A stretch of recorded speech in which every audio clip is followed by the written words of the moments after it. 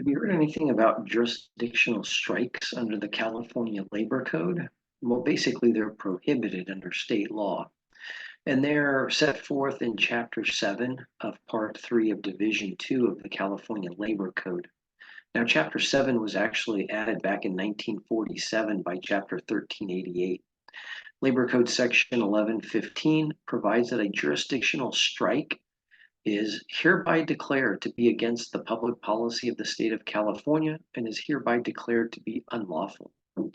Section 1116 says that any person injured or threatened with injury by violation of this law is entitled to injunctive relief as well as the recovery of damages.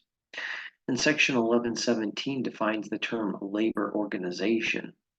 It's in Section 1118 that the Labor Code defines a jurisdictional strike. What does it mean? It says that it's a concerted refusal to perform work for an employer or any other concerted interference with an employer's operation or business, arising out of a controversy between two or more labor organizations as to which of them has or should have the exclusive right to bargain collectively with an employer on behalf of his or her employees or any of them, or arising out of a controversy between two or more labor organizations as to which of them has or should have the exclusive right to have its members perform work for a particular employer.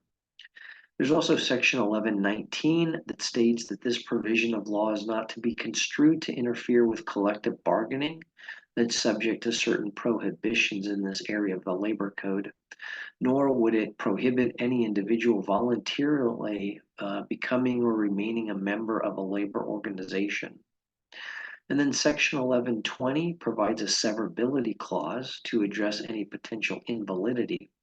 And finally, there's Labor Code Section 1122 that specifies that any person who organizes an employee group which is financed in whole or in part, or interfered with, or dominated or controlled by the employer or any type of employer association, that they'll be liable for a lawsuit by any person who is injured or who can recover damages sustained by him or her and the cost of that lawsuit.